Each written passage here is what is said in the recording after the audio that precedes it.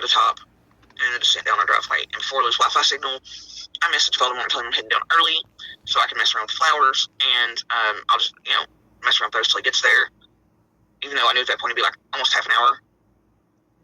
And so, at that point, I'm hearing Candace calling for Summer. Before I'm all the way down, I know that there's been more than 3 calls. After 3 calls, I just, like I said, no. Because I'd never known of Summer really, and as a mother, right? Usually at 3rd call, and the star stone brings them in, right? So, by that 3rd or so call, I knew, and my mind went click, click, click. What sound I heard. I personally just assumed those things went together almost immediately. All I know is what I can speak on, but I can't be like, 100% this, 100% that, 100% whatever. I'm not going to do so. It's other people's jobs that are trained to do whatever that,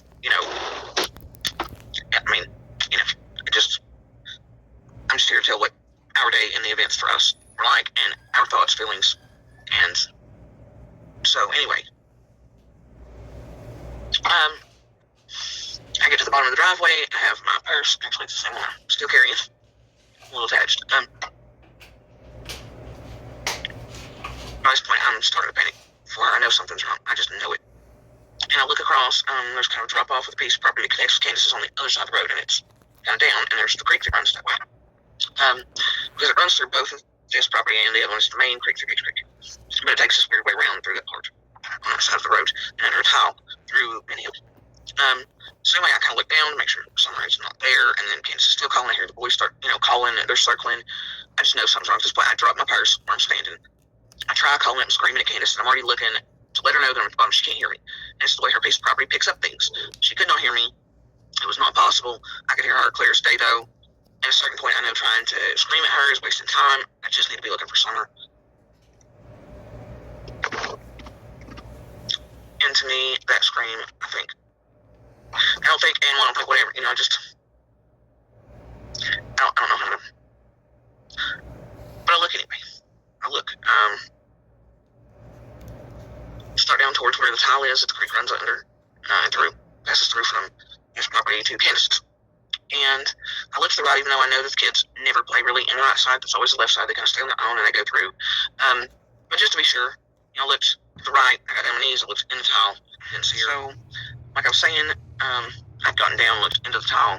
Didn't see Summer. But I went across back over to the left, which is Candace's property, where the other side of the tile is. And that's if you're going out the road, not yet. So, cross over, and I start into a spot that's kind of clear, and head towards the creek, because I think, maybe brothers have left her behind, or she's fallen off the top of the hill, she's gotten hurt, or, the usual things, right? And we need to find her, if that's the case, because in my head, I'm like, it's been a while since I heard this scream, this noise. If she's hurt, she's been here a while.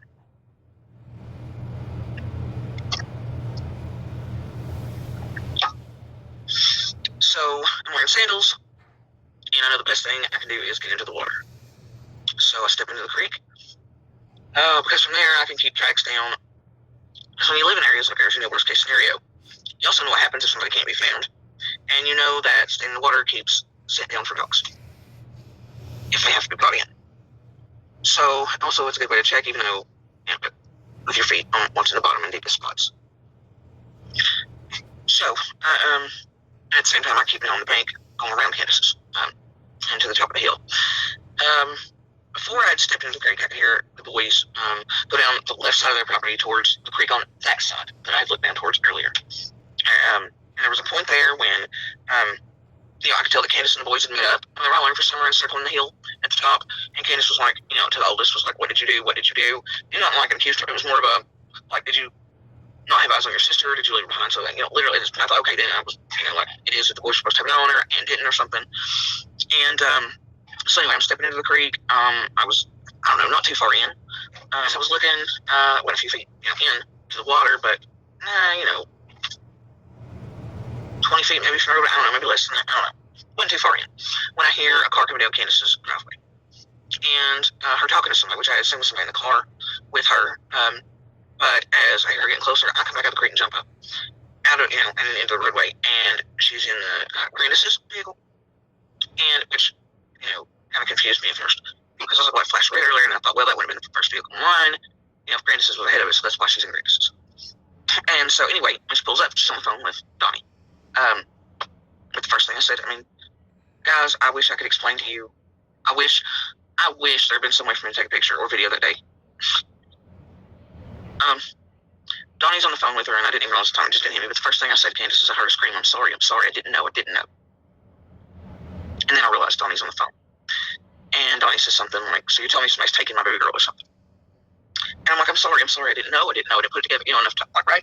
I was like, because the first thing she says to me is, we're talking together, basically, which is, I'm saying I'm sorry, and she's like, Summer's missing. And I'm like, where's the last place you've seen her? And I heard the scream, all this is happening, it's just a jumble, right? And her face so, the tears that, y'all, as a mother, any mother, if you had seen her face, she was sincere. There's mothers, I know her well enough to know that her face was genuine that day, and I know with what was already going on in their lives, that her calling the police that day was a big step and not something she would have been like. And for her to have done so, immediately told me that it was serious, and sort of that she, still firmly believed she had nothing to do with any of this. And I've had people almost make me that, but I know in my gut, in my heart, that she didn't. If y'all could have seen her face and heard her voice, and y'all understand, I see what the rest of the public does. The same information is out here for me to read and see too. I know certain behaviors make it look really weird and really whatever, and I understand, I get it. I do, and I understand where some people are coming from, and, even though for some of it, I get it. And I get the past stuff, and I get whatever. But in my gut, and in my heart, I know she didn't, and I just, either way. So I tell her I'm looking, and I jump back into the woods and then back into the creek, and then our other neighbor, who I'm not going to name, had either heard the commotion and was already out, but I heard him and her talking. I don't know if she got him or if he was already out. A lot of times he is already in, around the time. So I don't know what happened. I was looking on my own. So I was focused. I did pick up enough to know that he had joined by this point. And then I looked back at one point, and he's pretty close to me. He's still everybody. He's like, you want the creek? And I was like, well, you got boots on. I'm going to say that makes more sense. So he took the bank beside of me so he could walk in and look at tracks. I could stay in the water and I could look. And that way it kept out on tracks, but covered everything. And so we both walked through. And like I said, the point foliage was a little different than even just a couple days after. It was quick how fast it popped up. And right where this is at, coincidentally, is where the clear cutting started.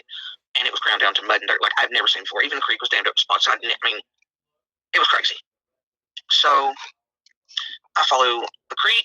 He follows the bank, which is the bottom of Kansas Hill, is the main piece there. We keep in contact when we can't see one another. We're like, have you seen any tracks? Have you seen this? Have you seen that? I'm dragging the bottom of my feet. I'm looking at the mud, see tracks, anything. There's nothing. And he's getting nothing. And we should have had something been through there just because of how devastated it was and sort of how muddy it had been made by the clear cutting. It was very thick, mushy. It wasn't normal like it would have been had they not clear cut. But tracks would have been there and even more pronounced but it was still so messed up that I don't know. Either way, at the creek area, though, it wasn't as, Anyway, I get to points to where you can tell that obviously the creek's not been touched. It's stagnant for a pretty length period, even though there had been a rain just a night or two before. And so I could tell nothing had been there in those spots, but I went through them anyway. Felt with my feet at the bottom, looked for tracks on the banks, and then I would hop out in places I couldn't get through because they would have been messed up so bad by the clear cutting and stuff, and I would hop right back in on the other side of whatever was and rinse, repeat, right, all the way down through. And the entire time, the other neighbor is still with me, and we're following, and calling back and forth to make sure that we've not found her, that we've not seen anything with each other. I get to the part where they literally have clear cut it in almost a path straight. It's clear cut all the way to the main road. You can't, it was wild. But there's a part that comes down almost a roadway into Candace's property from the main road that they had clear cut everything off of, and it had entirely dammed up a piece. It's near a guardrail, and the field opens up at that point. And I see the boys way off to what is now my left but back shoulder. And at this point, I hear the cops coming.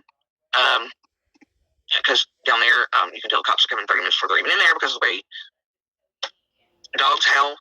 So you've got quite a bit of warning. But also, I just hear them, and you hear the engines pick up. There's two, they come by. And then it wasn't long after that Baltimore comes in, and then Donnie not long behind him. During all this, also seeing here Candace going in and out, the and he'll onto the main road for things, but not in long spurts, So then I keep walking my piece, and as much as I can at this point, because they literally taken out the creek. It's one of the wildest things I've ever seen. So Baltimore stuff fell on. I was like, Summers missing. He's like, I know, I'm looking. So he's driving down the main road. I'm like, I've got this. I see the boys back there. They're squatted down. They're children, and I know instinctively what they're doing. They're kind of playing. And I'm just like, okay, the big kids. Either way, I finally make my way to them. I'm almost to them before they realize I'm there, and they've been caught. And they stand up, and the oldest, I was like, look, when's the last time you see your sister? Where did you see her last? And he, and I'm not going to say what he told me. But then he tells me it's been like, a few minutes. And I'm not going to give the exact time period either. And he tells me that, and he's pretty speaking to a group, and they're a little off, but I figures, well, they just got caught playing and still looking for sister, and they're afraid won't tell them. So anyway, they start trudging back to the middle of me and the other neighbor through the field to go back home. By this point, I can see a cop in the back. I've reached as far as I can get without crossing the other fence, and then right back to where I know has already been searched and is being searched by others at the time. And so I head back out towards the middle, almost the same way the boys do. That way I can look for tracks in the middle in case. And I know the other neighbor hadn't been able to get that because they were still busy on the bank. I went back towards them, asked if they found anything. They've not. Obviously, none of us had. We all kind of knew at that point she was not in there. There was also, I think we would have spotted any signs of animal things. I think there was one bear track maybe, but it was older. It wasn't fresh. And I mean one paw, and not fresh.